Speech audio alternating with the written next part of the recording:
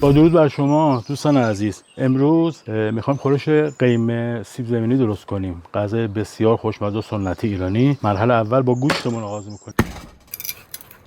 دوستان توجه کنید یه قده این وسط داره. این قده رو حتما بگیرید عزیزان. دوستان عزیز این گوشت خورشت قیمه مونه.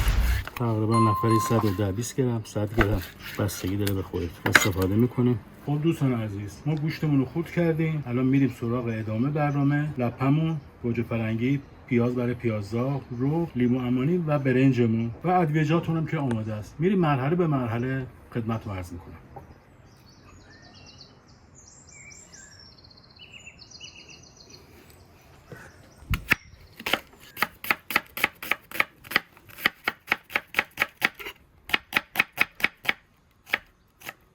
دوستان پیازم به همین صورت خورد کردیم آماده است. من روغن رو بریزم و سرخ کنم. این چوبای وسطش هم میگیریم. دوستان عزیز روغن رو میریزیم داخل قابلمه کوچیک مسی که داریم.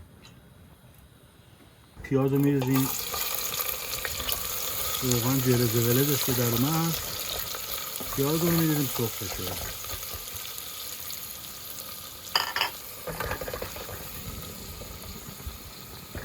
تا پیازداغ اون آماده میشه ما سیب زمینی اونم پوست میکنیم که خورد بکنیم و بذاریم داخل آب تا وقت سرخ کردنش برسه. پیازداغ آماده، زردچوبمون هم میریزیم. گوشتمون هم بعدش میریزیم.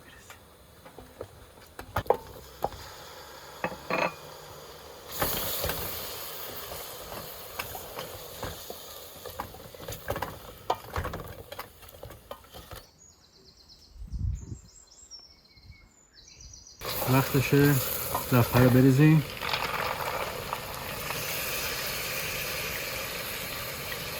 اینم از لپه زردچوبون هم میریزیم.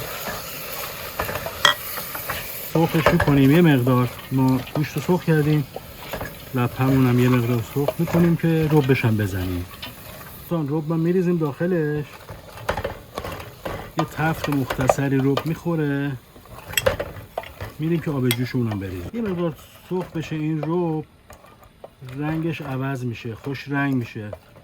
خورشتمون رو خوش رنگ میکنه. میبینی؟ یواش یواش داره سرخ میشه، خوش رنگ میشه.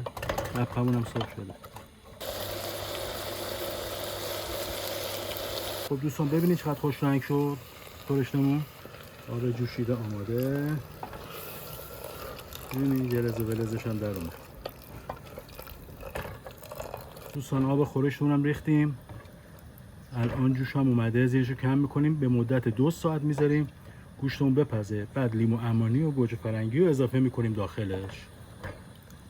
دوستان تا تایمی که خورشتمون آماده میشه ما سیب زمینی رو آماده میکنیم. به این شکل خورد میکنیم سیب زمینی.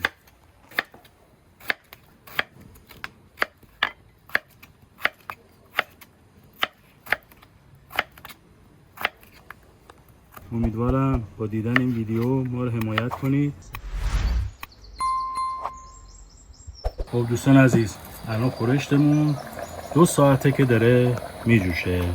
وقت ریختن لیمو عمانیه. ما لیمو عمانیمون رو میندازیم و به اضافه گوجه فرنگی که داشتیم و پوستشو گرفتم خودش هم کردم. الان میریزم داخل خورشتمون.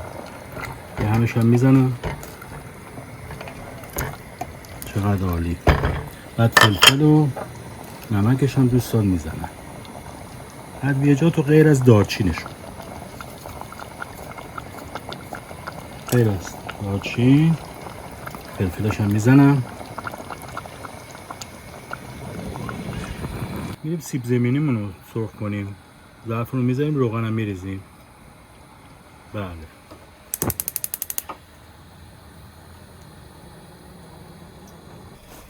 خب دوستان برنجمون هم آماده است. آب برنجمون جوش اومده. برنجمون رو اضافه میکنیم داخل. برنجمون هم داره میجوشه. این برنج رو کته نکردم، آب کشیش میکنم. خورشت معمولا برنج آب کشی بشه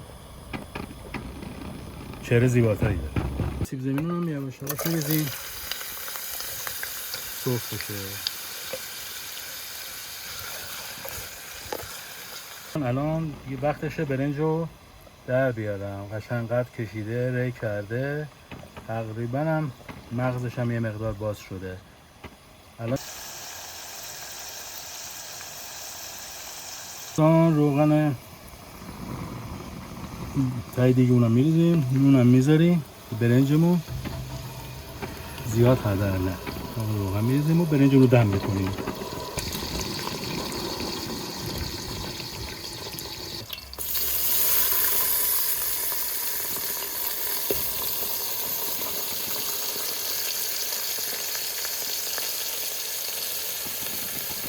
اینم برنجمون دم کن میزنیم روش، که مقدار روغن میدم روش، دم کن میزنم تا دم کن. ببینم روغنمو اینم دم کن، اینم درش. دوستان خورشونم یواش یواش تا چند دقیقه دیگه هم آماده است. بله تقریبا داره جا میفته. این از اتمام کارمون دارچین هم مقداری میزنیم عزیزان. مرسی که با ما بودید. حمایت از کانال یادتون نره. مرسی، روز خوش.